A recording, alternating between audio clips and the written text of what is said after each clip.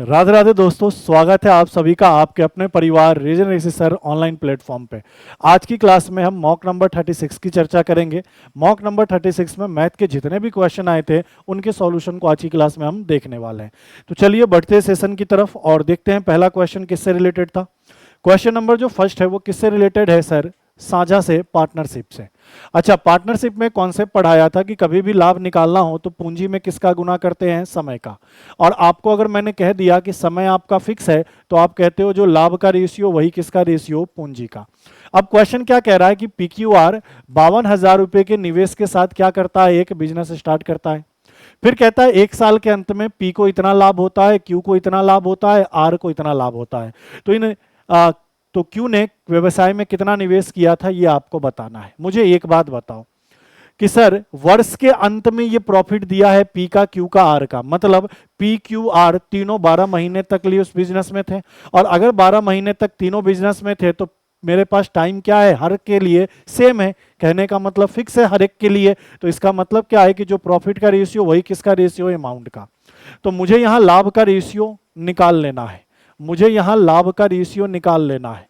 अब देखो P का, Q का, R का लाभ कितना कितना है सर? इसका लाभ 1430 है, इसका लाभ 1870 है और इसका लाभ 2400 क्या है? 20 है। और जो लाभ का रेशियो होगा वही मेरा पूंजी का रेशियो होगा, ये हमें पता है क्योंकि टाइम मेरा फिक्स है। अब इनको क्या करो? सॉल्व कर लो। मुझे बताओ सर, 0 0 0 कटा सर, 11 एकम 11, 11 तिया 33, 11 एकम 11, 11 सतह 77, 11 दूनी 22 और 11 दूनी 22। मतलब जो इनका टोटल होगा वही टोटल लाभ का रेशियो और वही टोटल पूंजी का रेशियो। तो सर इनका टोटल मुझे देखकर पता चल रहा है 52 और इसी का क्वेश्चन में मान क्या दिया है? 52,000। तो सर कितना गुना हुआ सर? 1000 गुना। हमसे किसका निवेश पूछ रहा है? तो सर Q का निवेश पूछ रहा है। तो Q का निवेश कितना है? 17 के रेशियो में और 1000 का गुना करते ही सर 17,000 रुपए का क्या होगा? निवेश होगा। जो कि ऑप्शन नंबर ए से क्या हो रहा है? मैच हो रहा है। तो Q का निवेश क्या होगा सर? 17,000 होगा। समझने वाली बात यह थी कि प्रॉफिट और पूंजी दोनों का रेशियो सेम होगा। अगले को देखो, क्वेश्चन नंबर 2 कह रहा है कि किसी राशि पर 2 वर्षों का CI और SI दोनों दिया हुआ है और आपको बताना है कि रेट ऑफ इंटरेस्ट क्या होगा। तो मुझे एक बात बताओ, आपको ट्री मेथड पढ़ाया है? बोलोगे जी सर 2 साल के लिए ट्री मेथड पढ़ाया है। ट्री मेथड क्या कहता है कि सर 2 साल का साधारण ब्याज 500 है तो हर एक साल का साधारण ब्याज क्या होगा सर? 250 होगा। और ये 250, ये 250, ये पहले साल का साधारण, ये दूसरे साल का साधारण, ठीक है। जबकि चक्रवृद्धि ब्याज 2 साल का कितना है? 550 है। तो सर जो एक्स्ट्रा ब्याज मिला है ना 500 से, कितना एक्स्ट्रा ब्याज मिला है? 50। तो ये एक्स्ट्रा ब्याज यहां लिखते हैं और यही मेरा ट्री बनाने का क्या होता है? तरीका। क्या क्या होता है कि सर ये 250 मूलधन का ब्याज, ये 250 मूलधन का ब्याज और ये 50 इस ब्याज के ऊपर क्या है? ब्याज है। तो मैंने कहा कि सर 250 250 ये 2 साल का क्या हो गया? 500 SI, 250 250 और 50 550 2 साल का क्या हो गया? CI। अब मुझे बताओ ये जो 50 रुपए का ब्याज मिला है ये किस पे मिला है? 250 पे। तो रेट ऑफ इंटरेस्ट क्या हो जाएगा सर? 50 रुपए का ब्याज एक साल में 250 पे मिला है। तो परसेंट में बदलने के लिए किसका गुना? 100 का। बताओ 50 से कितनी बार? 5 बार। और 5 से कितनी बार? 20 बार। तो मैंने कहा कि सर रेट ऑफ इंटरेस्ट 20% होगा, जो कि ऑप्शन नंबर बी से क्या हो रहा है? मैच हो रहा है। क्लियर है भाई? चलिए अगले को देखिए, क्वेश्चन नंबर 3 क्या कह रहा है? एक्स ने अपने खर्चे की योजना इस प्रकार बनाई कि वेतन का 30% रेंट पे देता है, फिर कह रहा 25% भोजन पे, 15% चिकित्सा पे, 16% अन्य पे खर्च करता है और हर महीने वह व्यक्ति 42,000 रुपए बचा लेता है। तो उसका महीने का इनकम क्या है ये बताना है। तो खर्च कितना है सर? 30% है, 25% है, 15% है, 16 है। सबको जोड़ो, 25 15 40, 40 30 70 और 16 86। मतलब टोटल खर्च 86% का है। तो टोटल बचत कितने परसेंट का होगा? 14 का। और इसी 14% का वैल्यू क्वेश्चन में 42,000 दिया है। अच्छा इनकम कितना होगा सर? तो 100%। क्यों? क्योंकि खर्च को और बचत को दोनों को जोड़ेंगे तो 100% होना चाहिए। तो आपने कहा 100% का वैल्यू निकालना है। क्या होगा सर? 42,000 में 14 का भाग और 100 का गुना। 14 तिया 42 पे 3 जीरो तो ये और 2 जीरो ये, मतलब 3 लाख उसका मंथली क्या है सर? इनकम है। ऑप्शन नंबर बी से क्या कर रहा है? मैच कर रहा है। ऑप्शन नंबर बी क्वेश्चन का बिल्कुल ही सही उत्तर। क्लियर है भाई? चलो अगले को देखो, क्वेश्चन नंबर चौथा। आसान सा है, हल्का सा सवाल है। कैसे है तो देखो, 5% समय बढ़, सॉरी क्या कह रहा है, समय अवधि में 5 वर्ष की वृद्धि होती है तो ब्याज में 3600 रुपए बढ़ जाता है। समय 5 साल बढ़ा है तो ब्याज 3600 बढ़ गया, लेकिन कितने के मूलधन पे? 6000 पे। तो रेट निकालना है।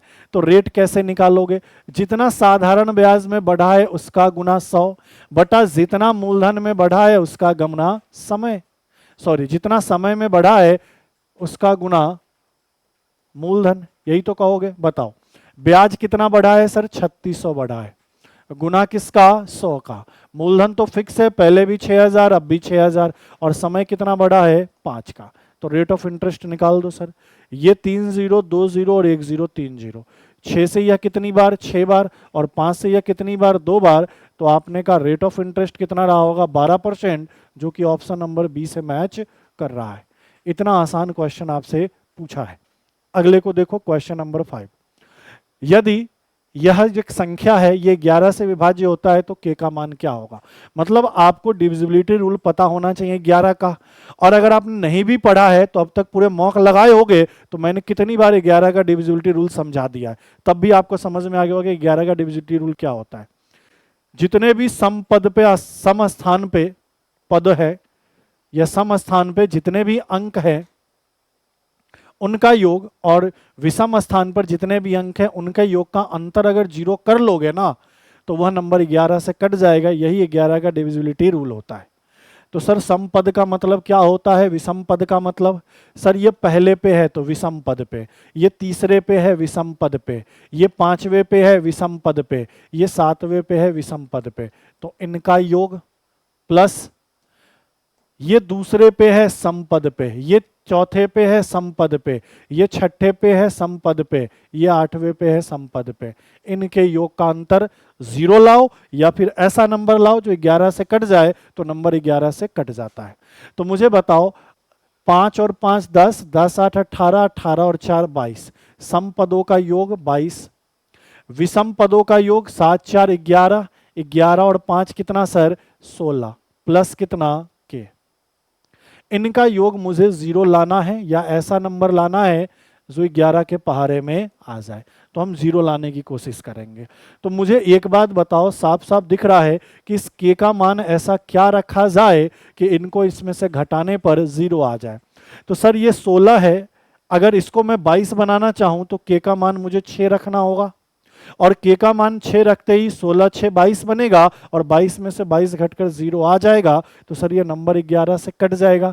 इसका मतलब के स्थान पे 6 लाना पड़ेगा, के स्थान पे 6 लाना पड़ेगा, जो कि ऑप्शन नंबर ए से मैच कर रहा है। हमसे यही बोला कि यह नंबर 11 से कटता है, तो के स्थान पे क्या रखोगे? तो के स्थान पर 6 रखोगे तो नंबर 11 से कट जाएगा। क्लियर है भाई? चलिए अगले को देखिए। अच्छा, आगे बढ़ने से पहले जो भी बच्चे आरएस पीएसआई की तैयारी कर रहे हैं और उनको रीजनिंग और मैथ्स में स्कोर नहीं हो पा रहा है, वो अच्छा करना चाहते हैं कि सर रीजनिंग और मैथ में मेरा स्कोर अच्छा हो, उनके लिए हमने बैच लॉन्च किया है कि पीएसआई की बात करें, जो भी व्यक्ति पीएसआई की तैयारी कर रहे हैं वो कंप्लीट रीजनिंग का कोर्स जो आपके सिलेबस में उस कंप्लीट को उससे थोड़ा ज्यादा ही पढ़ाएंगे, कम नहीं, 1000 रुपए में आप परचेज कर सकते हो हमारे एप्लीकेशन से। जो आरएस की तैयारी कर रहे हैं वो कंप्लीट रीजनिंग का बैच 1100 में परचेज कर सकते हैं।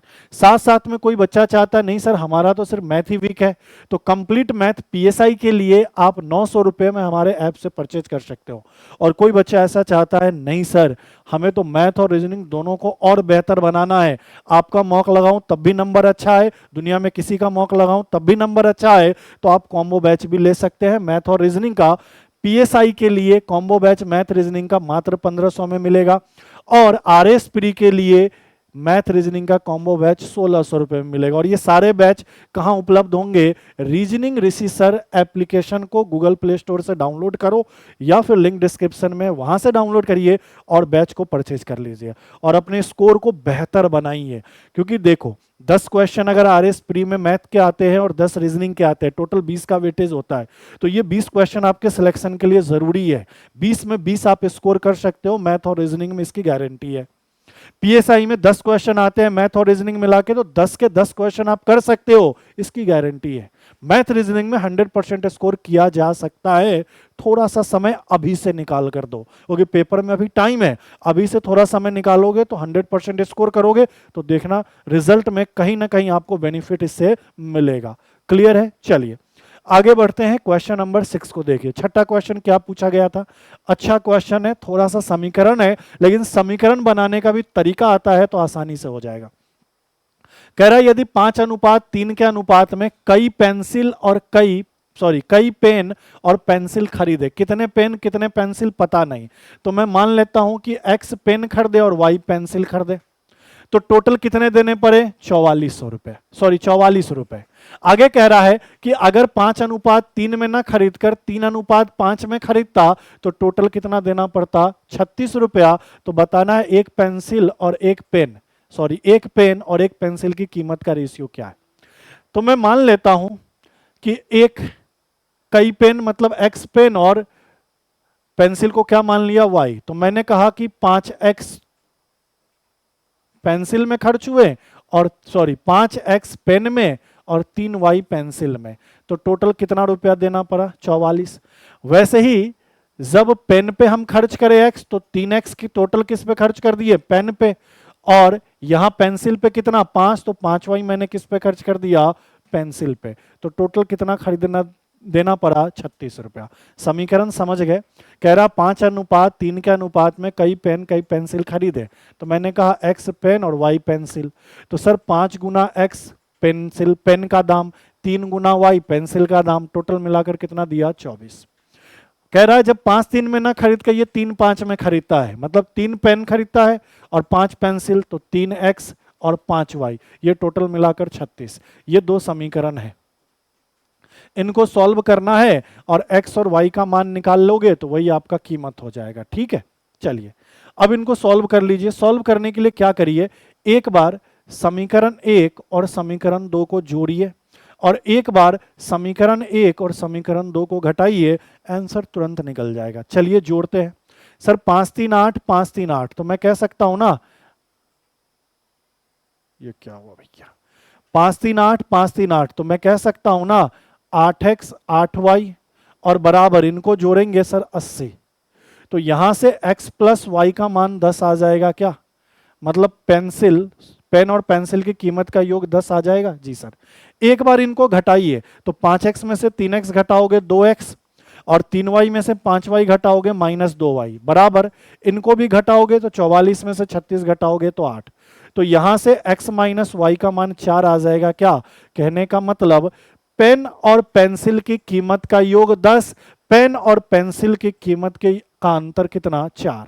अब 2 का योग 2 का अंतर है, तो नंबर कैसे निकालोगे? तो मैंने कहा एक बार दोनों को जोड़ दो, तो x का मान आएगा 14 और आधा कर दो। एक बार दोनों को घटा दो, 10 में से 4 घटाओगे 6, उसका आधा कर दो, तो 7 इसका और 3 इसका। मतलब यहां से आपको पता चल गया पेन कितने का? 7 का। पेंसिल कितने का? 3 का। एक पेन 7 का, एक पेंसिल 3 का, इनका ही रेशियो पूछा तो 7:3। ऑप्शन नंबर बी से मैच कर रहा है। ऑप्शन नंबर बी क्या है सही उत्तर? देखो सिंपल सा तरीका था, पेन का दाम x, पेंसिल का दाम y माना, 5 पेंसिल तो 5x टोटल, 5 पेन तो 5x टोटल, 3y पेंसिल का टोटल, इनका टोटल 44 दिया था। रेशियो बदला तो 3x प्लस 5y ये। अब इनको सॉल्व करने के लिए क्या कहा? एक बार जोड़ो, जोड़ने पर ये वैल्यू आएगा, यहां से x प्लस वाई आ जाएगा। एक बार इनको घटाओ, घटाने पे ये वैल्यू आएगा, यहां से x माइनस वाई आ जाएगा। और ये चीज तो कितनी बार पढ़ा चुका हूं बताओ भाई, ईमानदारी से बोलो, ये चीज क्लास में कितनी बार बढ़ा चुका हूं, हर चैप्टर में इसका काम आता है। कभी भी दो संख्या का योग और दो संख्या का अंतर पता हो और दोनों संख्या निकालना हो, तो एक बार इन दोनों को जोड़ो और आधा कर दो, एक बार इन दोनों को घटाओ और आधा कर दो। तो आपने कहा x किसका कीमत? पेन का। y किसका कीमत? पेंसिल का। दोनों का रेशियो पूछ दिया 7:3। अगले को देखो 7 नंबर, पढ़ो, ये पाई चार्ट है भाई, देख के जो जहां सर्कल दिख जाए ये पाई चार्ट है। क्या कह रहा है कि दिए गए पाई चार्ट का अध्ययन कीजिए, निम्नलिखित प्रश्न का उत्तर दीजिए। दिया गया है पाई चार्ट 4 ब्रांड, कौन कौन से 4 ब्रांड है सर? PQRS द्वारा खरीदी गई पतलूनों की संख्या, ट्राउजर खरीदा गया है, आउटफिट से, ट्राउजर से। ट्राउजर्स को क्या किया गया है, परचेज किया गया है। अलग अलग ब्रांड का, एक पी ब्रांड है, क्यू ब्रांड है, आर ब्रांड है, एस ब्रांड है। तो चारों ब्रांडों द्वारा खरीदी गई टोटल जो ट्राउजर है वो कितना है, 120। मतलब ये P Q R S total मिलाकर कितने ट्राउजर खरीदा हमने, 120, ऐसा कह रहा है। क्वेश्चन क्या पूछ रहा है, क्वेश्चन बोल रहा है कि क्यू और आर, ब्रांड क्यू और आर द्वारा खरीदे गए कुल ट्राउजर में से 1/3 ट्राउजर क्या है, स्लिम फिट ट्राउजर है। तो आपको बताना है क्यू और आर द्वारा खरीदे गए स्लिम फिट ट्राउजर का संख्या। सर स्लिम फिट ट्राउजर की बात करनी है, तो सबसे पहले ट्राउजर की बात कर लेते हैं। टोटल 120 ट्राउजर है, जिसमें से हमें डेटा किसका चाहिए सर, क्यू और आर का। सर क्यू का डेटा 55 है, आर का डेटा 20 है, तो दोनों मिलाकर कितना परसेंट हो जाएगा, 55%। अरे बोलो हाँ या ना।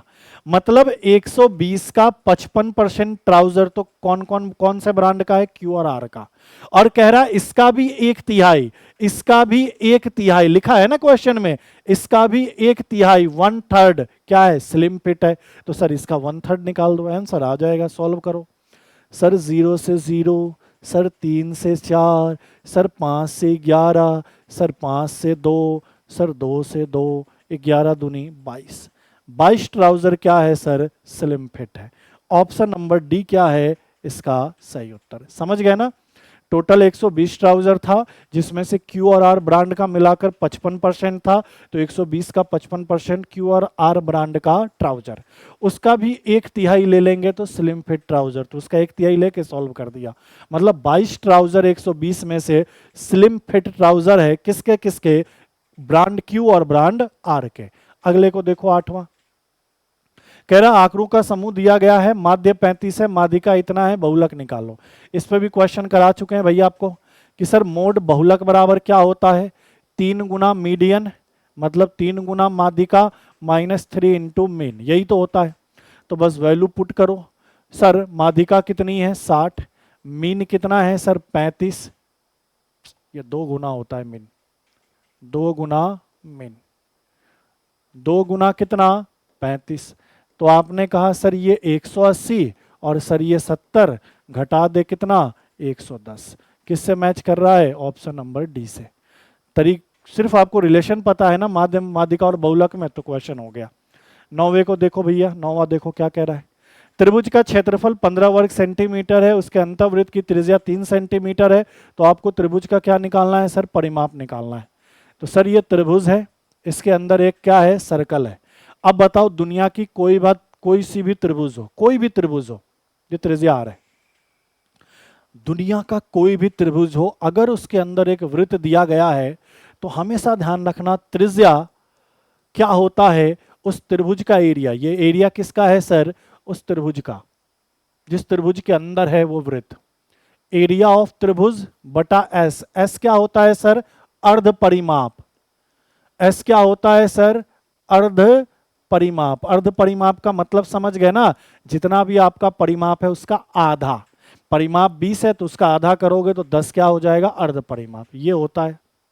अगर ये चीज आपको पता है, पढ़े होगे मेरे से तो पता ही होगा आपको, ये बात तो पता है, तो आप बता सकते हो डायरेक्ट आंसर। मुझे बताओ, त्रिज्या का मान क्वेश्चन में 3 दिया, क्षेत्रफल त्रिभुज का 15 दिया, तो क्या यहां से एस निकाल लूं, कितना आएगा, 3 से यह वैल्यू कट जाएगा 5 बार में। एस का मान 5, एस क्या है सर, परिमाप का आधा। बोलो एस क्या होता है, जो भी पैरामीटर है उसका आधा। बोलोगे जी सर, इसका मान 5 है तो परिमाप का मान क्या हो जाएगा 10। काम खत्म, सेंटीमीटर में। ऑप्शन नंबर डी इसका सही उत्तर। क्लियर है, कितना छोटा सा कॉन्सेप्ट पे क्वेश्चन था, अन्यथा करते रह जाते। और आपको यह भी बताया है कि अगर समबाहु के अंदर वृत्त हो तब संबंध क्या होता है, त्रिज्या बराबर भुजा बटा 2√3। बाहर वाले का भी कॉन्सेप्ट बता रखा है। 10 को देखो। अच्छा, अब तो प्रोबेबिलिटी सीख ही गए होगे एक तरीके से। मैंने कहा जिसको सिलेक्ट करना है उसी में से करो। लड़का को है तो लड़के में सिलेक्ट करो, लड़की है तो लड़की में से, लाल है तो लाल में से, काला है तो काला में से, नीला है तो नीले में से। बस उसी पे क्वेश्चन है। थैले में व्हाइट कितने गेंद है, 4। रेड कितने गेंद है, 6। ये कह रहा है 3 गेंद को सिलेक्ट करना है। सिलेक्ट कितने को करना है सर, 3 गेंद को सिलेक्ट करना है। और इसकी क्या प्रायिकता होगी कि 2 गेंद तो व्हाइट होने चाहिए और 1 गेंद क्या होने चाहिए, रेड। तो सर प्रायिकता कैसे निकालते हैं? सर आप बता चुके हो कई बार कि जो फेवरेबल आउटकम है ऊपर, जो टोटल आउटकम है नीचे। तो सर टोटल आउटकम क्या होगा? सर तो टोटल 10 बॉल है, इस 10 बॉल में से कितने सेलेक्ट करने हैं? 3। तो 10C3 टोटल। इसको सॉल्व कैसे करोगे? 10 गुना 9 गुना 8 और फैक्टोरियल 3 के वैल्यू क्या होता है? 6। इनको करोगे सॉल्व। सर बताइए, ये 90 हो जाएगा और 6 से काटोगे तो 15 छक 90, कहने का मतलब 15 अठे 120 टोटल आउटकम। फेवरेबल आउटकम क्या है? सर 2 गेंद होने चाहिए सफेद के, तो सफेद के टोटल कितने हैं? 4। 4 में से 2 सफेद सेलेक्ट कर लो। अरे बोलो हाँ या ना। और 1 गेंद होने चाहिए लाल के, तो लाल कितने हैं? सर 6 हैं। 6 में से 1 लाल सेलेक्ट कर लो। और का मतलब क्या होता है? गुना। या होता तो प्लस। सॉल्व कर लो इनको भैया। 4C2 तो 4 गुना 3 और फैक्टोरियल 2 का मान 2। 6C1 6 ही होगा क्योंकि पढ़ा रखा है NC1 N होता है। सर ये 2 से 2 बार, ये 3 दूनी 6 और 6 में 6 का गुना 36। 3 दूनी 6, 6 गुना 6 36। तो यहां पे मुझे पता चल गया, क्या पता चल गया कि सर जो मुझे आउटकम चाहिए था वो तो 36 है, टोटल कितने में से? 120 में से। काट दो भैया, 12 तिया 36 और 12 दाई 120। 3/10 किससे मैच कर रहा है? ऑप्शन नंबर 20 है। काम खत्म। क्लियर है? तो सिर्फ हमारे साथ मॉक भी लगा लोगे ना तो बेड़ा आपका पार है, कहीं से कोई क्वेश्चन छूटने वाला नहीं है। और कॉन्सेप्ट तो इतने पढ़ लोगे कि दिमाग में बैठ ही जाएगा। जो कॉन्सेप्ट आपने देखा भी नहीं होगा वो सारे कॉन्सेप्ट सीख जाओगे। ठीक है, तो ये आपका मॉक नंबर 36 का कंप्लीट सॉल्यूशन होता है। मिलते हैं आपसे अगली क्लास में। आज के लिए इतना ही। थैंक यू, धन्यवाद।